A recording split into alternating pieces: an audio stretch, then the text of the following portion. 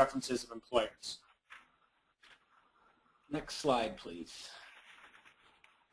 So as I was mentioning, there's lots of different ways that you see reports come out in terms of methodology. We have economic models.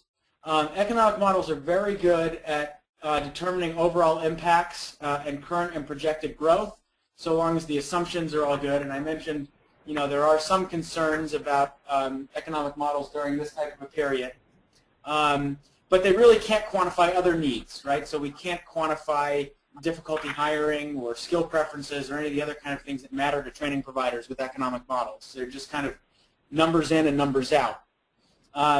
Executive interviews give us great qualitative information, so we're able to really kind of get some good themes and trends. But sometimes we can get a little bit skewed and biased in our information if we're always talking to the same 10 people. BLS data, so that's Bureau of Labor Statistics, that has both state and federal information, has a very good structure and can give us a lot of good historical trend information, but it's relatively static, right? So it's very hard if there's a career or occupation that we uncover that doesn't follow traditional labor market classifications, things become pretty difficult. And then finally, employer surveys, which is one of the key components that I'll be working on in this study. We do have to recognize that there is some employer bias, but really for comprehensive analysis, it's kind of the best way to get the broadest sense of information from employers, and then make sure that we use these other tools as well to make sure that we're rounding out the research. Next slide. I'm going to talk a little bit about a couple of existing studies, two that are in the industry, and then two that are kind of different types of models for those of you who are interested in finding out more about how studies are done. So there was a study done by NERC, which is New England Recycling Council, and their study used economic modeling to count jobs and determine impacts. It was a really good study. And again, it's one of those kind of numbers in, numbers out studies, so they have, I think, very good quantitative data. Looking at the North Carolina Department of Environmental Resources, they have a study. This used kind of a combination of survey research with existing research in NAICS codes. Their survey was not a random sample, it was unrepresentative, but still yielded a lot of very good information. So that's a good study. It's a good read for those of you interested in kind of what others are doing. I mentioned Solar Foundation Job Census and NREL study that my company worked on that I think is probably, from a survey standpoint, the closest to what we try to do here. Obviously, those are big national studies with a big sector where we'll be looking at a smaller sector and a smaller geographic area, but gives you an idea of kind of this mixture of a known and unknown universe, so using that random sample of employers, but also talking to the people we know. And then the last study that I wanted to point you towards is a Collaborative Green Economic Index. And all these studies are available online with a quick Google search, or I'd be happy to provide them. But essentially that uses historical trend data to look at how things have changed over time. So there are a lot of different ways for us to gather information, and we're kind of basing this on the overall need of understanding what exists today and what's really needed for tomorrow.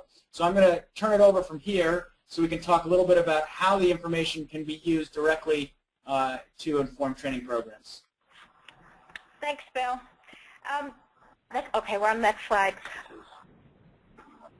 This is Paula Paris from JFY Networks. So you might want to think of this slide as sort of a summary of what both of what Kevin and Phil just eloquently described, and sort of taking away all of the detail. It represents a perfect world. So in that perfect world, all stakeholders would have perfect information for finding jobs or finding work for other companies or finding employees, or for doing local and regional planning and investment for training needs, for training curriculum, and where job creation, where to find training, or even how training should be delivered. So there are a couple of models. Should they send their people to community college, for instance, or should they be investing in doing some on-the-job training? What's worked best and what to companies think work best. Next slide. Thank you. So who are the stakeholders? This is sort of the linear version of this. They are the companies, and here are these are just the general categories of companies. They're the regulators, both at the state level, at the federal level, and then there are also our municipalities who are looking at their recycling and waste management programs. There are job seekers, and there are also training entities and also funders and investors. Labor market information Phil has covered, but these are the bullet points under labor market information. Or I like your, whoops, I like your. We're on there. What happened there? Okay. Sorry. Phil, I like your labor market intelligence, but in fact it is in its very basic form, it's information. So next, and this is going to be very difficult to read, so I will walk you through it and also can tell you that two ways where you can get a copy of the very granular information that you see here. This is a representation of an occupational analysis, and this particular method is used by and promoted by the Advanced Technology, Environmental, and Energy Center, and it is a process that JFY participated in along with Kevin Doyle and some energy efficiency companies to determine the very information, to collect information and determine how to turn that information into a training program.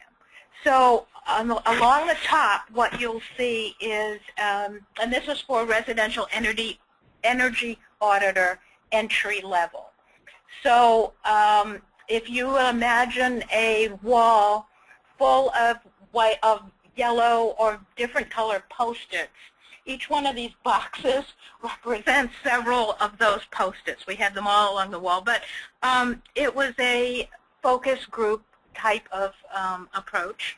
And on the x-axis, or the top going across, were the specific tasks, and then going down on the y-axis, the general areas of competence. So here it's communication, industry standards, observation, measurement, diagnostics, reports, professional conduct, and promotion and sales. So this was a general wish list, and then next to each of those going across are the specific skills that people are looking at. So once you see something like this, you can then start to determine how you develop a curriculum. And in fact, in ATIC's vernacular, this is called a DACM chart, developing a curriculum. But you can start to determine which competencies should be handled by whom. So who is it that's, going to teach these professional conduct things, like show up for work in a timely and organized manner, versus the computer skills that are needed, and which of the skills do you want coming in, and which of the skills would you prefer to teach on the job, and then what lays the basis for advancement. How does advancement happen?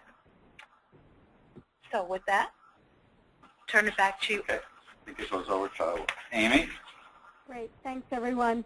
So I'm going to take this from sort of the general picture of labor market studies, how they're used, to now getting into the specifics of what we're going to do. And so this slide here just goes through the tasks that we've broken this down into. And the ones that are checked off are the things that we've done already, and the ones that are bulleted are the things we still have to do. But, overall, I guess everything's sort of a sub-bullet of developing the study approach. And one of the big parts of the study approach is defining the recycling industry. And, we're all in it, we're all working it, but what really is the industry? And so Phil had mentioned earlier a report by the Northeast Recycling Council, or NERC, and I'll discuss that a little bit. And so we're adopting their categories of defining the recycling industry. We've done a literature search to see what else is out there, and in addition to the NERC study, Phil also mentioned the North Carolina job study, and that's the only other study that I'm aware of that's specific to recycling and jobs, and I think that they've got a very interesting methodology. We've been collecting databases so that we can survey people in the industry, and we will be trying to raise some more funding so that we can do telephone interviews of these people and call them up, and we think that that's going to get much better responses than just asking people to answer something online. As I think Kevin mentioned, we're going to be doing some industry focus groups. We're going to be doing some follow-up interviews based on the responses we get in the surveys. We're going to be looking at developing some case studies. We know we want to do a case study of the deconstruction industry, for example, and really look in more detail, because we think that that's going to be a growing industry of what the job needs are and what the training is. We are going to produce the final report, and that's expected in September. And we're also looking to raise some additional funds so that, again, that we can get the survey work done.